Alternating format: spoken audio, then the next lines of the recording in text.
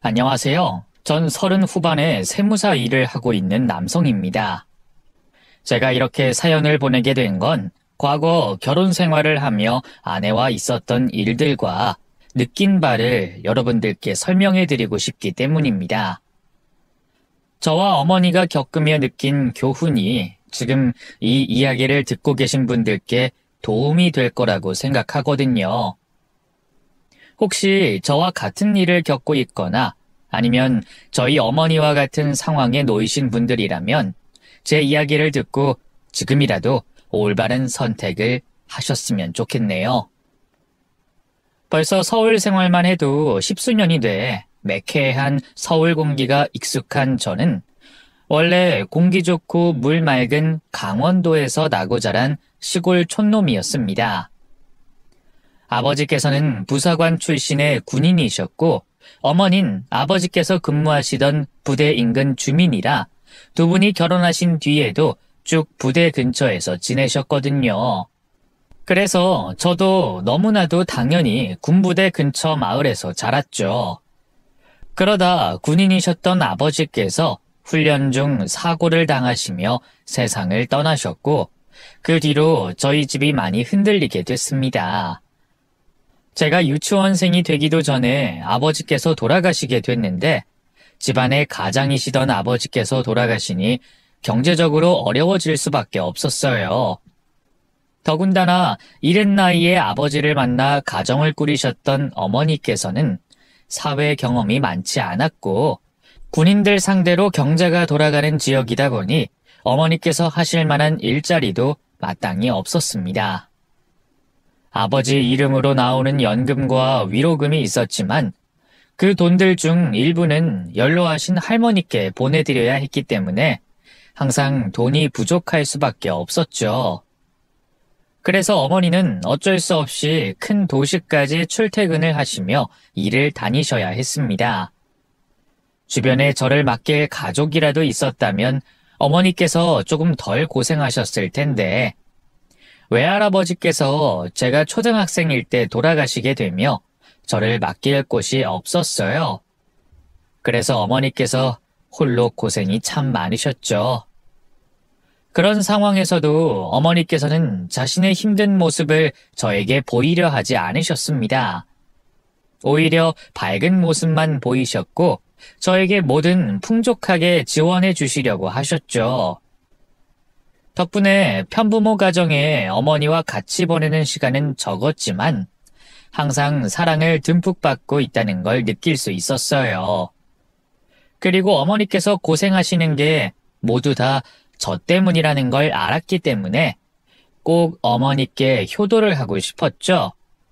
지방, 그것도 산골짜기에 살아 제대로 된 학원도 다닐 상황이 아니었지만 그런 상황에 연연하지 않고 미친 듯이 공부를 했습니다. 그런 저의 노력은 서울 명문대 입학이라는 결과를 만들어냈죠. 거기서 만족하지 않았습니다.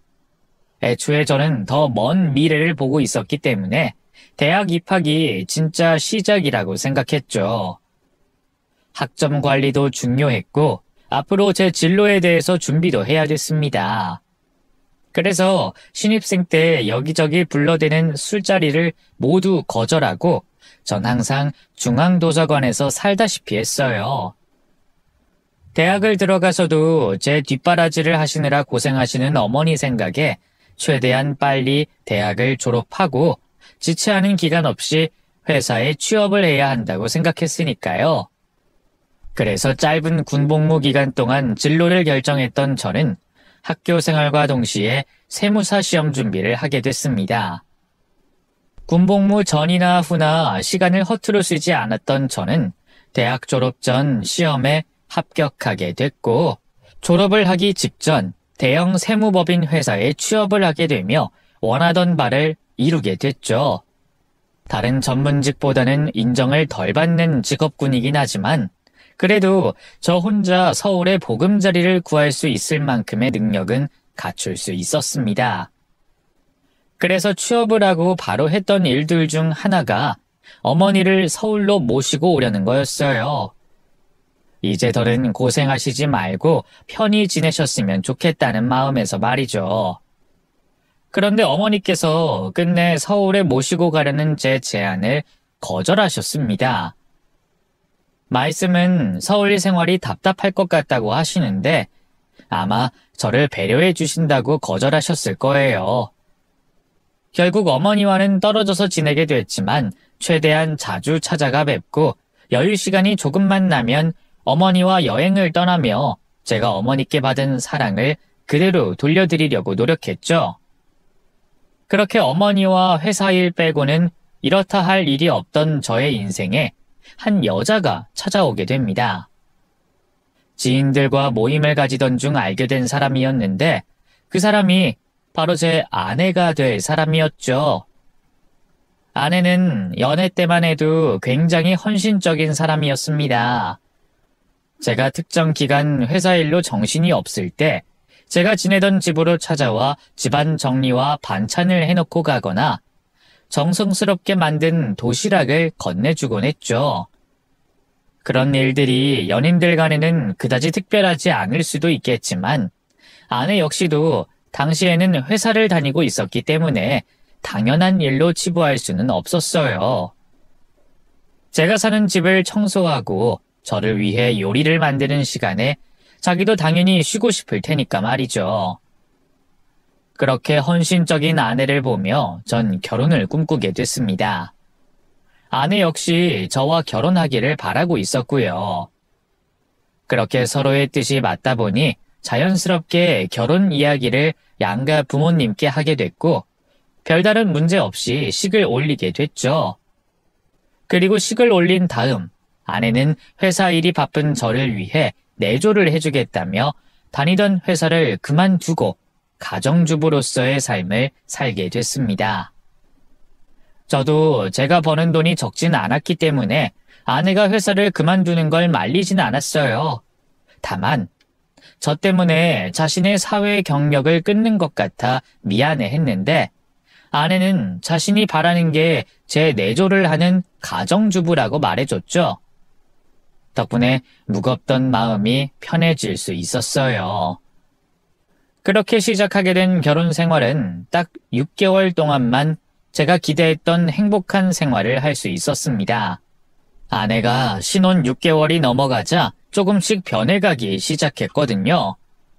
처음에는 상황상 이해가 가능한 선이었기 때문에 아내의 변화에도 대수롭지 않게 여기고 넘길 수 있었습니다. 아내가 하고 싶은 공부가 있다며 저에게 이해를 부탁했거든요. 여보, 나 하고 싶은 공부가 있는데 내가 공부 시작하면 당신한테 지금처럼 신경 못 써줄 것 같아서 우선 당신 허락 받으려고. 공부? 갑자기? 나야 상관없긴 한데 당신 하고 싶은 공부 있었으면 진작에 말하지. 전부터 생각은 있었는데 당신 내조도 해야 하니까. 그런데 어느 정도 결혼 생활 적응하니까 공부할 짬은 낼 수 있을 것 같다는 생각이 들어서 더 나이 들기 전에 자격증 몇 개라도 따놓으면 좋지 않을까? 그럴 일은 없겠지만 아주 만약에 우리 집 사정이 안 좋아지더라도 지금 따놓은 자격증이 있으면 그때 내가 도움을 줄 수 있을 거 아니야. 꼭 그게 아니라도 내가 벌어서 우리 친정집이나 어머님께 용돈도 마음껏 드릴 수 있고. 근데 내가 공부하면 아무래도 지금처럼 당신한테 신경 못 쓸 수도 있어서 먼저 허락 구하는 거야. 난 상관없어. 그리고 당신이 하고 싶다는데 내가 그 정도도 이해 못할 것 같아? 마음 편히 가지고 당신 하고 싶은 공부해. 혹시 내 도움 필요하면 말하고. 그 이야기를 처음 듣곤 아내가 대견스럽다고 느껴졌어요.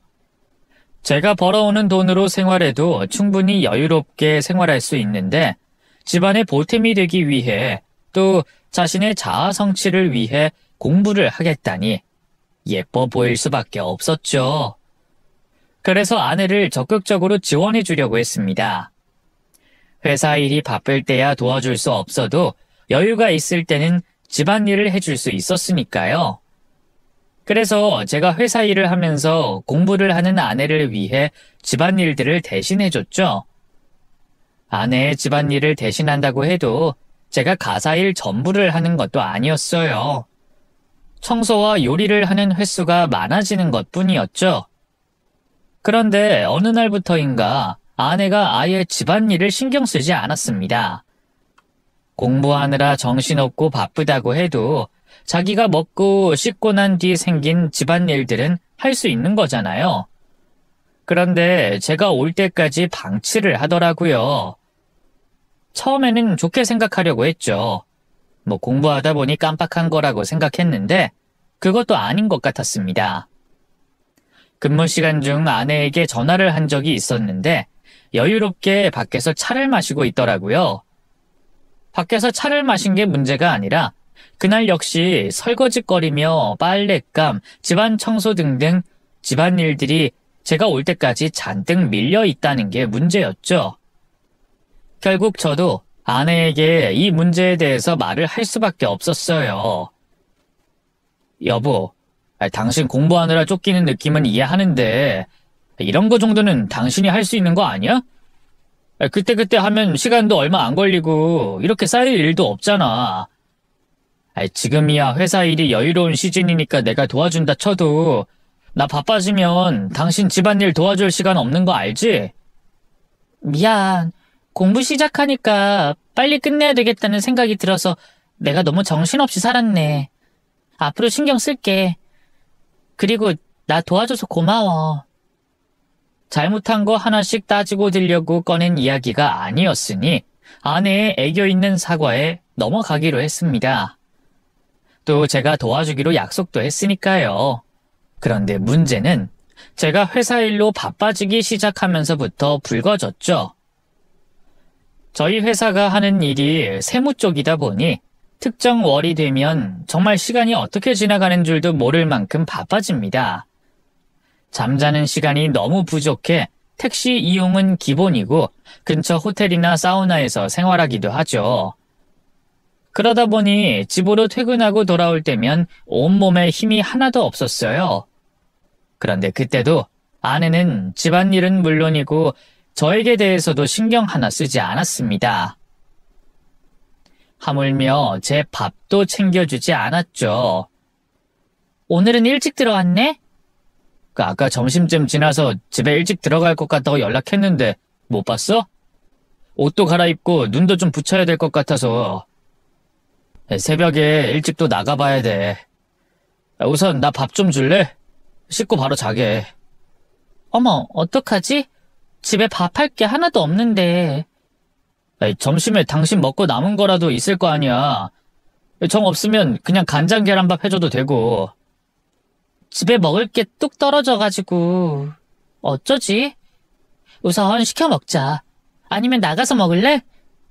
그전부터 슬슬 냉장고에 반찬이 보이지 않았기 때문에 때마침 먹을 게 똑 떨어졌다는 아내의 말이 미심쩍긴 했어요. 그런데 그땐 그런 걸 신경 쓸 정신이 없었습니다. 그래서 씻는 동안 시킨 음식을 먹는 걸로 만족을 하고 잠을 청했죠. 하지만 그 후로도 아내는 이 핑계 저 핑계 대며 항상 저에게 밀키트와 배달 음식을 권하곤 했습니다. 가끔 아내가 직접 해먹는 걸 권하긴 했는데 그런 것들 죄다 아내 입맛에 맞는 것들이었어요. 이 식사라고 보기에는 힘든 음식들 있잖아요. 분식이나 디저트류. 그런 생활이 한 달 가까이가 되자 좀 너무하다고 느껴지더라고요. 그래서 짜증을 내며 투정 부렸더니 그 다음부터는 반찬을 가게에서 사오는 겁니다. 당신 반찬했네? 내가 짜증냈다고 이렇게 한 거야? 이럴 줄 알면 진작에 투정 좀 부릴 걸 그랬다. 얼른 앉아서 먹기나 해. 어때? 반찬 맛 괜찮아? 뭐 맛이 없는 건 아닌데 뭐라고 해야 하나? 학교 급식? 그 음식점 반찬 맛이라고 해야 하나? 뭐 그런 맛이네. 당신이 이전에 한 거랑은 다른데. 그래? 그럼 거기서 사지 말아야겠다. 동네 아줌마들이 많이들 가길래 사봤는데. 아, 이거 당신이 직접 무친 거 아니야? 아, 요즘 누가 2인 식구에 반찬을 해서 먹어. 그게 사 먹는 것보다 돈 더 많이 드는데. 그리고 나도 공부하느라 시간 없잖아. 저도 바쁘면 충분히 사 먹을 수 있다고 생각합니다. 제 주변만 봐도 반찬과 아침 식사를 배달해주는 업체를 이용하는 사람들이 많으니까요. 그런데 그 사람들은 다들 회사 일 때문에 바쁜 맞벌이 부부였어요. 더군다나 아내는 공부 때문에 자신이 시간이 없다고 했지만 하던 공부를 진작에 손 놓은 걸 알고 있었습니다. 몇 달이 넘도록 책 한 권을 끝내지 못했고 같은 페이지만 펼쳐져 있었으니 제가 알아차릴 수밖에 없었죠. 아내가 왜 이러나 싶더라고요. 그리고 도대체 제가 나가고 난 뒤 집안에서 뭘 하고 지내길래 이렇게 아무것도 하는 게 없나 싶었습니다. 거기다 아내가 자신의 역할을 못하는 건 그것만이 아니었어요. 저희 어머니 댁에 가는 것도 멀미가 난다며 기피하기 시작했죠. 나 다음 주 목요일부터 주말까지 휴무인데 우리 어머니 댁에 잠시 들렸다가 근처 바다나 보러 갈까? 어머님 댁까지? 그냥 가까운 곳 갔다가 오면 안 되나? 나 솔직히 어머님 댁 갔다 오는 길이 너무 힘든데 멀미 나서 죽을 것 같아. 아니, 내가 운전하는 것도? 나 운전 되게 조심히 하지 않아? 특히 어머니 찾아가는 길은 커브길이 많아서 더 조심히 운전하는데? 그러니까 당신 운전이 문제가 아니라 그 커브길이 문제야. 산 탈 때부터 내려올 때까지 진짜 미치겠어. 그냥 어머님 뵙는 건 기념일이나 명절 이 정도로 하자. 응? 어느 자식이나 자신의 부모님을 찾아가 뵙기 꺼려하는 배우자의 모습을 보게 되면 서운함을 느끼지 않을 수가 없을 겁니다. 저도 그랬어요. 특히 제가 아내 친정집에 정말 잘했기 때문에 아내의 그런 모습이 더욱더 서운하게 느껴졌죠. 장인 장모님께 자주 찾아가 뵙고 안부 인사를 드리는 건 물론이었고 집안에 금전적으로 큰 도움이 필요할 때도 제 부모님이다 생각하고 선뜻 빌려드렸습니다. 고민한 적도 없었어요. 내 아내의 부모님이시니까. 제게도 부모님이 되시는 거잖아요. 물론 제가 장인 장모님께 잘하는 게 그만큼 저희 어머니께 아내가 잘하길 바라는 마음에 하는 행동은 아니었지만 그래도 저희 어머니께 평소에 안부 전화도 잘 안 하고 찾아가 뵙는 것도 꺼리는 아내를 보니 서운함이 클 수밖에 없었죠. 그렇게 결혼 생활을 시작한 지 얼마 되지 않아 실망스러운 모습만 계속해서 보여주고 있는 아내를 보며 제가 스스로 선택한 결혼에 대해 후회를 하고 있었습니다. 그래도 그때까지는 이혼에 대해서 생각을 해본 적이 없었어요. 성격도 자라온 환경도 서로 다른 사람들이 결혼을 해서 한 집에서 생활하게 됐는데 이 정도의 어긋남은 있을 수 있다고 생각했으니까요. 지금은 저도 아내도 아직 변화된 환경에 정신이 없어 적응하는 데 급급하지만 이내 안정이 되고 우리 두 사람이 같이 지내는 생활에 익숙해지면 그때 천천히 대화로서 풀어나간다면 충분히 슬기롭게 해결할 수 있을 거라고 생각했습니다. 그래서 아내의 행동을 너무 부정적으로 보지 않으려고 했죠. 바쁜 회사 일 때문에 신경 쓸 시간이 없기도 했고요. 그러다 그 일이 생기게 되면서 제가 아내와 갈라설 결심을 하게 됐죠. 그 일이 생겼던 그날은 꽤나 기분이 좋은 날이었습니다. 회사 일이 몰리는 시기가 끝난 주말이었고 전날 기분 좋게 회식을 한 뒤 늦잠까지 잘 수 있었으니까요. 물론 일어난 뒤 쓰린 속을 달래야 하는 건 제 몫이었습니다. 아내는 집에 장을 받은 게 없다며 아침부터 배달로 시켜 먹고 있는 떡볶이를 같이 먹겠냐고 물어봤거든요. 물론 제가 먹고 들어온 게 술이었으니 아내에게 해장할 만한 음식을 바라는 게 과한 요구일 수 있겠으나 아침 대바람부터 배달 음식을 권하니 좀 그렇더라고요. 해장이 되는 음식도 아니고요. 그렇다고 아내에게 기대를 했던 것도 아니라 권하는 떡볶이를 거절하고 냉장고에 먹을 게 있나 확인을 해봤습니다. 그런데 냉장고 안에 음식을 할 만한 재료들이 하나도 없더라고요. 죄다 남은 배달 음식들 뿐이었죠. 순간 짜증이 밀려왔지만 모처럼 푹 쉬는 주말의 시작을 아내와의 다툼으로 시작하고 싶지 않았습니다. 그래서 근처 콩나물 해장국 파는 가게로 향했고 그곳에서 쓰린 속을 달랠 수 있었죠. 든든하게 식사를 하니 숙취도 가시고 기분도 좋아지며 아침에 아내와 있었던 일이 잊혀졌습니다. 그래서 기분 좋게 집으로 돌아가고 있었죠. 가벼운 발걸음으로 동으로 들어서려고 했는데 한 아주머니께서 저를 부르시더라고요. 저는 처음 뵙는 분이었는데 그분은 제가 어디 사는지 알고 있는 듯 보였습니다. 아유, 저기요. 잠시만요. 그 우리 동 904호 사는 분 맞죠? 아유, 잘 됐네.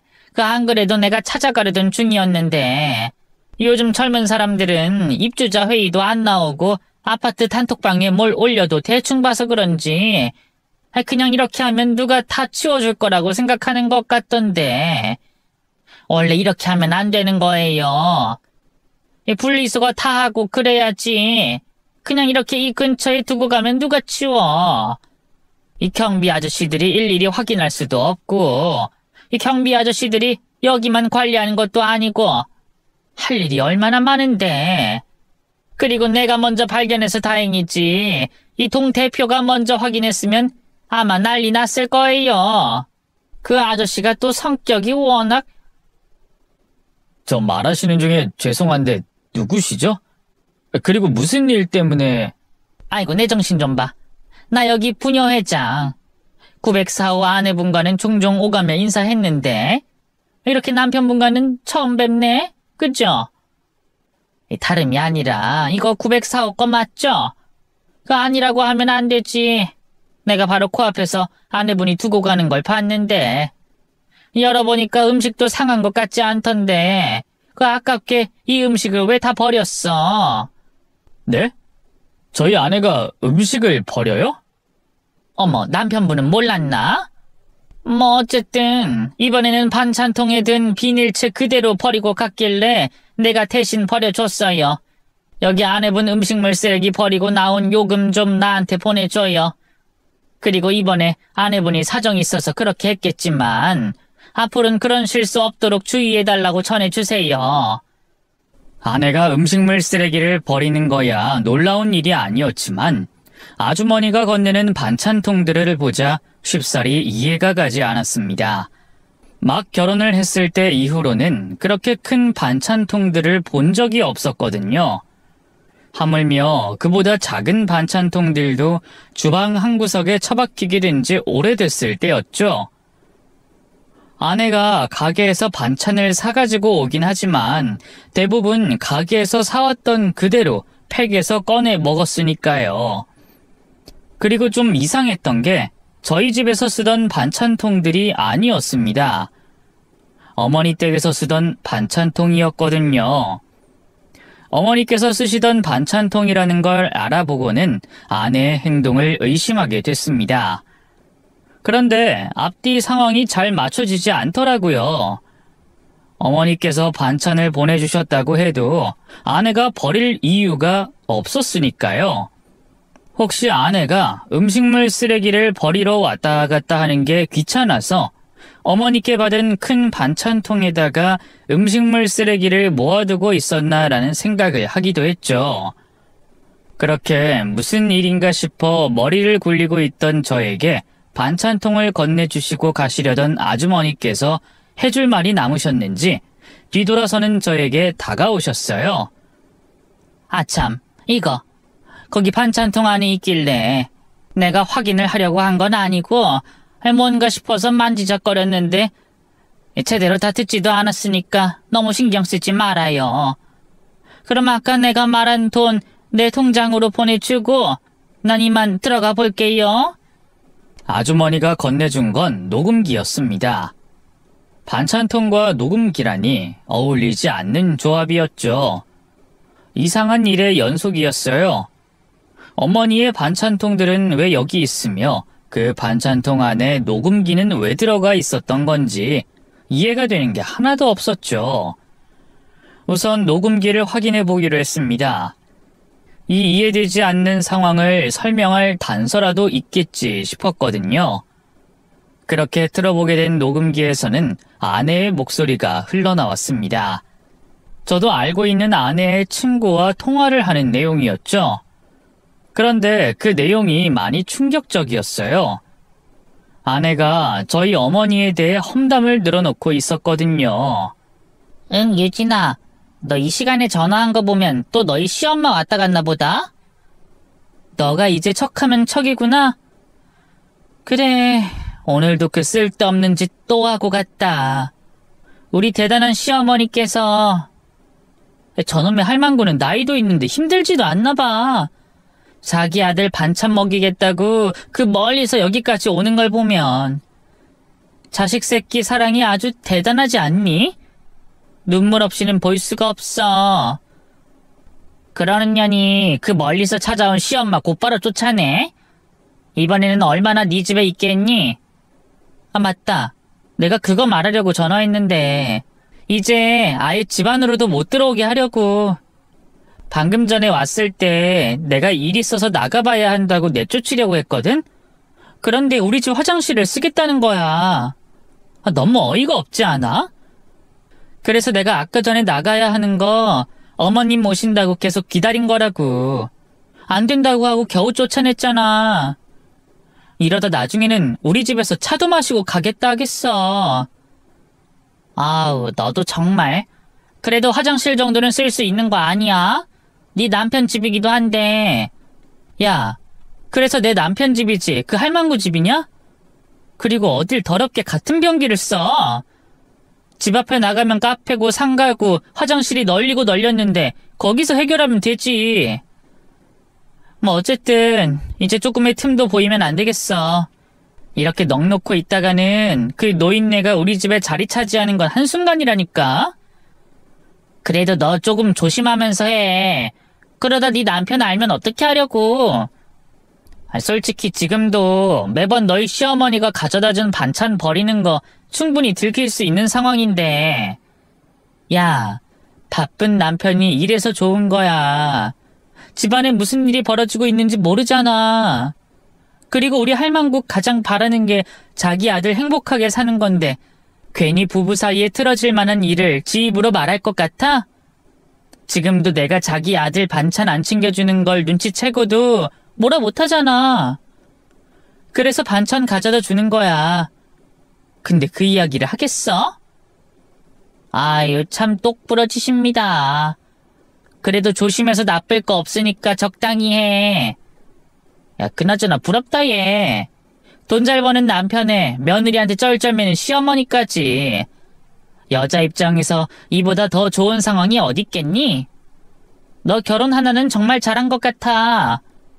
그럼 내가 이 삶을 누리기 위해서 몇 년 동안 내숭을 떨었는데 이 정도 대가는 따라와줘야 하지 않겠어? 거기까지 녹음기 안에 있던 첫 번째 녹음 파일의 내용이었습니다. 아직 몇 가지 파일들이 더 남아 있었지만 가슴속에서 분노가 끓어올라 더는 못 듣겠더라고요. 그래서 마음을 가라앉히고 거리를 돌아다니게 됐죠. 거리를 돌아다니며 아까 전 듣게 된 녹음기 내용을 계속 곱씹어 봤습니다. 아내가 말한 내용들이야 자신의 입으로 저를 속여왔다고 했으니 그렇다고 칠 수 있었는데 그 반찬통 안에 있던 녹음기의 의미를 도저히 모르겠더라고요. 자신이 숨겨야 하는 내용을 스스로 녹음했을 리는 없었으니 아내가 녹음한 것은 아닐 텐데 그럼 반찬통의 주인인 어머니밖에 없었습니다. 그런데 그 이유가 뭔지 모르겠더라고요. 아내가 저와 어머니의 험담을 말하고 있을 때 직접 가서 말을 할 수도 있었고 저에게 녹음기 안에 있는 내용을 들려줄 수도 있으셨는데 말이죠. 제 머리로는 도저히 그 답을 알 수가 없어서 어머니를 찾아가 뵙고 여쭤보기로 했어요. 맘 같아서는 바로 찾아가고 싶었지만 어느덧 저녁이 돼가고 있었고 아직 못 들은 녹음 파일도 있었기 때문에 한 주 뒤에 어머니께 찾아가기로 했습니다. 저도 어느 정도 사태 파악을 하고 난 뒤 어머니를 뵈야 물어볼 걸 물어보고 혼자 정리할 건 정리할 수 있었으니까요.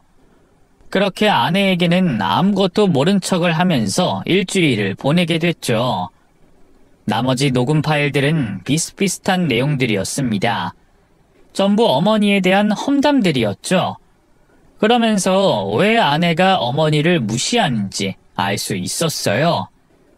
아주 유치하게도 어머니가 시골 사람이라는 이유였습니다.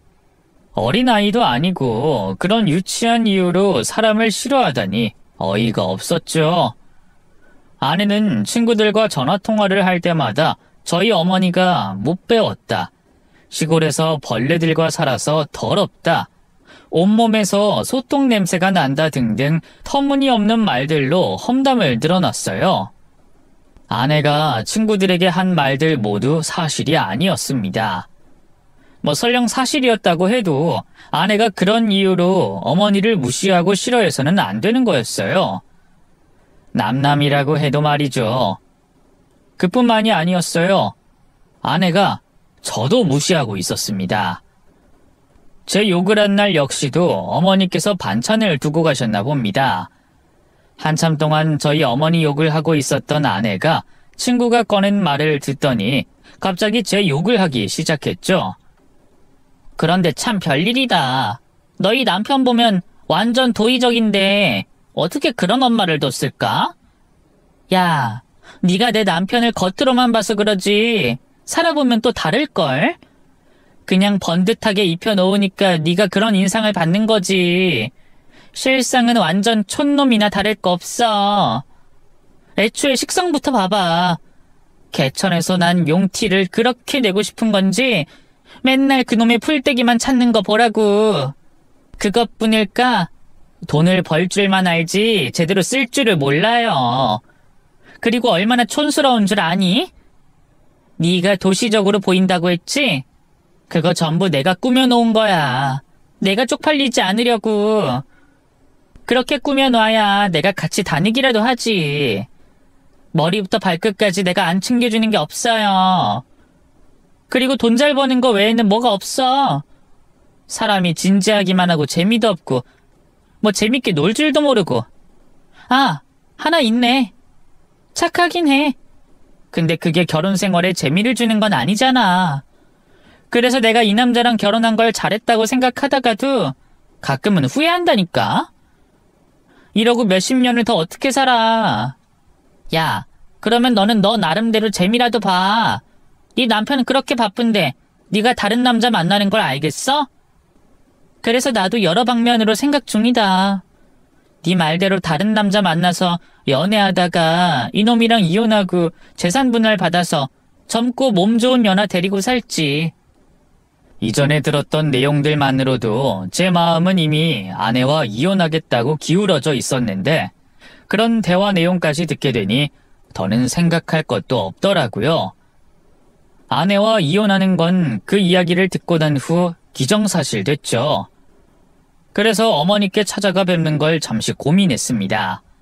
이미 마음의 결정을 내린 상황에 녹음기의 의도를 아는 게 무슨 의미가 있나 싶어서요. 그런데 순간 끓어오르는 감정을 추스르자 신중하게 행동하고 싶었어요. 또 아내와 합의 이혼에 이르지 못하고 이혼 소송으로 됐을 때도 생각을 해봐야 했기 때문에 어머니를 찾아가 뵙고 제가 모르는 내용을 알아야 되겠다고 생각했죠. 그래서 원래 예정처럼 주말을 맞아 어머니 댁으로 찾아갔습니다. 어머니께서는 오랜만에 집으로 찾아온 저를 반기셨는데 저는 표정이 밝을 수가 없었어요.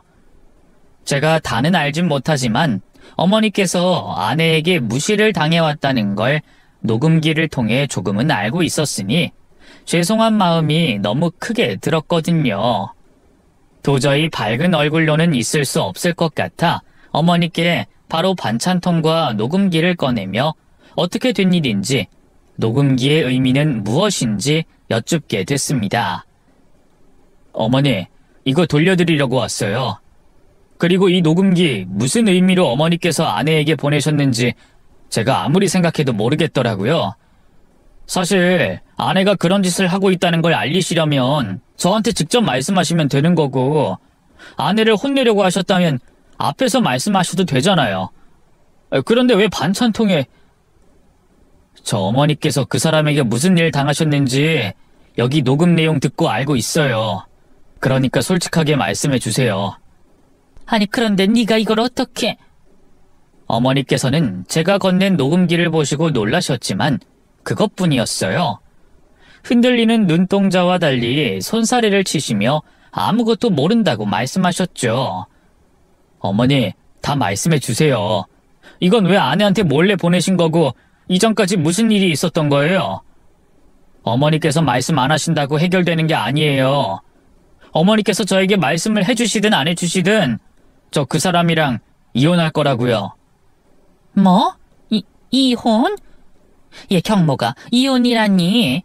이혼은 안 된다. 내가 이혼만은 막으려고 이렇게 한 건데. 그럼 어머니께서 무슨 일 당하셨는지 알고 있고 그 사람이 저에게 그런 마음 품고 있다는 걸 알면서 계속 같이 살아요? 저 절대 그렇게는 못하겠습니다. 만약 합의 이혼 안 돼서 이혼 소송하게 되면 어머니께서 그 사람에게 무슨 일 당하셨는지 알아야 제가 유리해요. 그러니까 말씀해 주세요. 이혼하겠다는 말에 어머니께서는 무척이나 당황하는 모습이었습니다. 그리고 이내 뜻을 굳히신 듯 저에게 녹음기를 아내에게 전달하려 했던 의도와 지금까지 당한 일들을 말씀해 주셨죠. 엄마가 반찬통에 녹음기를 넣었던 건 내 나름대로 유진이한테 경고를 하려던 거였어. 사실 얼마 전에 알게 됐거든. 유진이가 나랑 너를 무시한다는 걸. 나야 전부터 유진이가 무시를 했었지만 걔가 너까지 무시하고 있을 줄은 몰랐다. 그래서 너 몰래 경고하려고 했어. 네가 알면 지금처럼 이혼한다고 할 것 같아서 너한테 말은 못했고, 그리고 직접 가서 말하자니까 내가 걔 얼굴을 보면서 말하면 화가 나서 심한 말이 나올 것 같더라고. 그러면 일만 커지게 되고 너한테 신경 쓰이게 만드는 거잖니.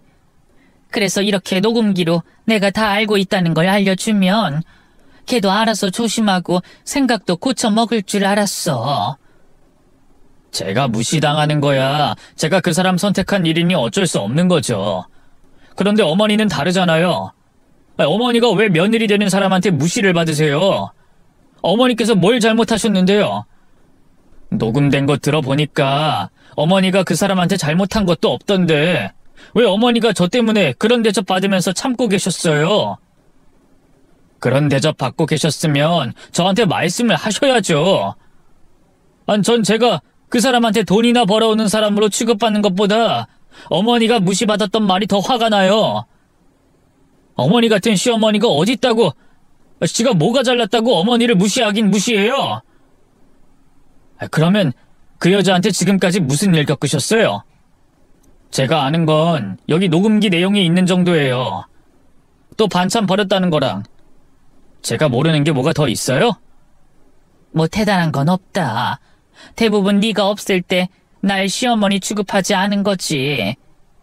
시어머니 대접까진 바라지도 않았다. 그냥 우덜은 대접만 해줘도 난 만족했을 거다. 그런데 걘 그것도 안 했어. 지나가는 동네 노인보다 못한 취급을 받았지. 내가 너네 위해서 무슨 말 하려고 하면 말을 끊고 자기 할 말만 한다거나 대놓고 뭐라고 해서 내가 눈치를 보게 만들고. 아휴, 사실 이번 일도 걔가 집안일이 서툰 것 같아서 반찬 하려는 거 도와주려다 알게 됐거든. 내가 너 무슨 반찬 좋아하는지 알려주려고 했더니 나한테 자신있게 밥이랑 반찬을 사 먹는다고 하더구나. 나도 듣는 귀가 있는데 요즘 젊은 부부들이 반찬 사 먹는 걸 왜 모르겠니? 아침에 일어나서 출근 준비하기도 바쁜 사람들이 사 먹는 게 이해가 되지. 그런데 걔가 일을 하는 것도 아닌데 반찬을 사 먹인다는 거야. 그래서 내가 이렇게 간단하게 반찬하는 법이 있다고 알려주는데 나보고 요즘에 그런 거 바라면 이혼 사유가 된다고 하더라. 그게 무슨 말이겠니? 나보고 더 이상 참견하지 말라고 말하는 거잖아. 자기 아들 이혼시킬 거 아니면 끼어들지 말라고. 그래서 내가 느낌이 딱 오더라. 네가 제대로 못 챙겨 먹고 있다는 게. 그래서 반찬을 싸서 가게 된 거야. 처음에는 받아서 잘 먹는 줄 알았고. 그런데 걔가 내가 준 반찬을 그대로 버리는 걸 보게 된 거다. 내가 너희 집에 들어가서 머무는 걸 걔가 싫어해서 반찬통만 건네주고 돌아가거든. 근데 그날은 옷을 두껍게 입고 온 날이라 좀 더워서 1층에서 겉옷을 벗고 앉아서 숨 좀 돌리고 있었어. 그때 딱 보게 된 거지. 내가 준 반찬을 그대로 버리는 걸. 그러면서 이전에도 계속 저렇게 내가 싸온 반찬 버리고 있었겠구나 싶었고. 싫으면 싫다고 하던가 자기가 먹기 싫으면 너만 먹으라고 해도 될 것을 버리는 건 좀 아니다 싶었지. 그래서 한 소리 하려고 가는데 걔가 자기 친구랑 내 욕을 하더구나. 거기다 네 욕까지. 너무 당황스럽기도 하고 경황이 없어서 그땐 미처 녹음할 생각을 못했어. 나중에서야 녹음 생각이 났지. 그렇게 걔가 너랑 나를 욕한다는 걸 알고 한참을 생각하다 떠오른 생각이 이거였다. 또 욕을 할까 싶었는데 언젠가 한 번쯤은 할 것 같아서 너희 집에 반찬 가져다 줄 때마다 찾아가서 몰래 숨겨두고는 했었지. 그렇게 모은 게 그 안에 있는 내용들이다. 미안하다. 내 생각이 짧아서. 나는 걔 생각을 내가 알고 있다고 경고하면 걔가 정신을 차릴 거라고 생각했어. 그리고 내 아들이 이혼하는 모습을 볼 수가 없었고. 네가 나 말고 좋은 엄마, 멋쟁이 엄마 만났으면 이런 일 없을 거라고 생각했거든. 근데 네가 이렇게 나오니까 내가 생각을 잘못했구나 싶다. 미안하다, 경모가. 그 뒤로 아내가 어머니께 어떤 행동들을 했는지 더 들을 수 있었습니다. 시어머니와 며느리 사이를 떠나 나이 든 분에게 해서는 안 되는 행동들은 아내는 너무 많이 저질렀죠. 더는 참을 수가 없었습니다. 이젠 더 확인할 것도 없었고요. 저 때문에 아내에게 그런 고초를 겪게 만들어 어머니께 죄송하다는 말씀을 드리고 아내와 이혼하겠다는 제 결심을 전하곤 집으로 돌아가게 됐죠. 그리고 집으로 돌아가자마자 아내에게 반찬통을 던져줬습니다. 어머, 깜짝이야. 당신 뭐야? 방금 뭘 집어던진 거야? 집에 들어오자마자 왜 이래? 당신 술 취한 거야? 네가 이제까지 내 뒤에서 이런 짓 하고 있었는데 내가 화가 안 나겠어? 너 저 반찬통 뭔지 모르겠어? 아니면 끝까지 오리발 내밀고 싶은 거야? 뭐? 반찬통? 저게 왜... 저게 뭐? 그냥 반찬통인데 왜? 당황하는 표정 보니 무슨 반찬통인지 알아는 보는 거지? 너 지금까지 우리 어머니가 가져다 준 반찬 꺼내보지도 않고 버리고 있었다며? 거기다 뒤에서 우리 어머니 무시하고 모욕하고. 야, 우리 어머니가 너 따위한테 무시당해야 돼? 네가 뭔데 우리 어머니를 무시해? 네가 뭐 잘났다고? 무슨 말이야? 내가 누굴 무시하고 누굴 모욕해? 당신 진짜 왜 이래? 왜 이래? 그래, 왜 이러는지 알려줄 테니까 거기 반찬통 안에 뭐가 있는지 봐봐. 아내는 화가 잔뜩 난 제 모습을 보며 당황해하면서 반찬통을 열어봤습니다. 그리고 그 안에 녹음기가 있자 영문을 모르겠다는 표정을 하고 있었죠. 뭐해? 들어봐. 내가 작동법까지 세세히 알려줘야 돼? 아니면 무슨 내용이 있을까 두려워서 못 트는 거야? 내가 직접 틀어줘. 제가 하는 말로 인해 그 녹음기 안에 무엇인가 자신에게 불리한 내용이 있다는 걸 눈치챘는지 아내는 재생 버튼을 누르지 못했어요. 발발 떨며 제 눈치를 보고 있었죠. 당신이 못 틀겠다면 내가 틀어줄게. 당신 입으로 뭐라고 했는지, 무슨 행동을 했는지 거기 다 나와 있으니까. 잠깐만. 여보, 내가 잘못했어. 굳이 틀지 않아도 당신이 무슨 말하는지 알 것 같아. 내가 잘못했어. 내가 이렇게 빌게. 당신이 화 풀릴 때까지 빌고 있을 테니까 화내지 마, 응? 네 친구랑 통화할 때 그 당당함은 어디 가고 이제 와서 빌겠다는 거야? 그때처럼 해봐. 우리 어머니 시골 사람이라고 무시할 때처럼 하라고. 돈 잘 버는 거 외에는 아무짝에도 쓸모없는 놈한테 원래 네가 하던 대로 해보라고. 여보, 내가 친구한테 허세 좀 떨어본 거야. 그거 다 진심 아니라니까? 내가 왜 사랑하는 내 남편을 그런 식으로 생각하겠어? 어머님에 대한 이야기도 다 내 허세 부리려고 한 말이야. 그냥 내가 얼마나 좋은 집에 와서 편하게 사는지 애들한테 의수대고 싶어서 그런 거라고. 여자들끼리는 친구 사이라도 그런 경쟁심이 조금씩 다 있어. 내가 잘못했어. 내가 뭘 잘못했는지 알겠으니까 앞으로 이런 일 없을 거야. 허세? 경쟁심? 너 끝까지 거짓말 할래? 나 오늘 어머니 댁에 다녀왔어. 거기서 당신이 우리 어머니께 무슨 짓을 했는지도 들었고. 됐다. 당신이랑 더 이상 말해봤자 뭐 하겠냐. 당장 짐 싸서 내 집에서 나가. 그리고 합의 이혼이든 이혼 소송이든 우리 이 결혼 생활 빨리 끝내자. 여보, 내가 정말 잘못했어. 이혼 이렇게 쉽게 결정하면 안 되는 거잖아. 내가 잘할게. 내가 잘못한 못까지 해서 정말 잘할게. 그러니까 이혼하겠다는 말은 하지 마. 응? 짐 챙겨서 나갈 수 있을 때 나가라. 맨몸으로 쫓겨나고 싶지 않으면. 나 지금 너 두드려 패고 싶은데 겨우 참는 거야. 우리 어머니께 당신이 한 짓 생각하면 피가 거꾸로 솟는데 법 때문에 겨우겨우 참고 있는 거라고. 나가. 당장 나가라고! 제 발로 집 밖을 나가는 걸 거부하던 아내는 끝까지 고집을 피웠고 결국 제가 힘을 써서 아내를 내쫓을 수밖에 없었습니다. 그리고 저는 다음 계획대로 아내와 이혼 준비를 하려고 했죠. 그런데 다음 날 장인 장모님께서 저에게 찾아오셨습니다. 갈 곳 없던 아내가 친정집으로 찾아가 도움을 요청했던 것 같아요. 아내와 같이 집을 찾아오셨더라고요. 전후 사정을 모르는 두 분께 제가 왜 그런 선택을 할 수밖에 없는지 설명을 해드려야 한다고 생각했습니다. 그래서 아내와 장인 장모님을 집 안으로 들였죠. 제가 왜 아내와 이혼을 생각하게 됐는지 설명을 하려는 순간 아버님과 어머님께서 동시에 제 앞에서 무릎을 꿇으셨습니다. 그리곤 잘못했다고 빌기 시작했죠.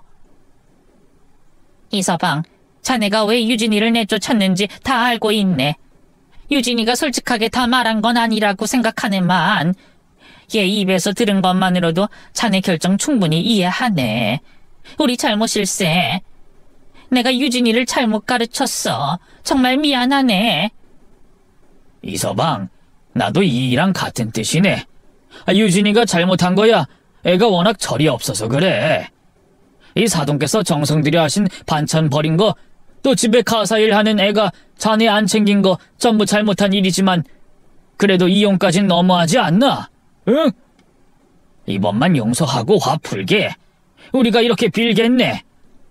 처음에는 장인어른 입에서 아내가 한 행동에 대해 다 알고 있다고 하시길래 아내가 이제까지 있었던 일을 솔직하게 다 말했다고 생각했습니다.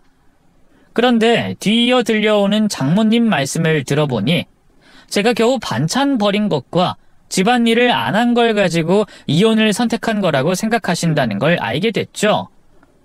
아내가 정작 해야 할 이야기는 쏙 빼고 장인 장모님께 이야기를 한 걸 알게 되자 화가 더 났습니다. 그래서 조금의 보탬도 없이 아내가 지금까지 무슨 짓을 하고 있는지 두 분께 그대로 말씀을 드렸죠. 그리고 말을 하는 즉시 아내에게 확인을 받았습니다.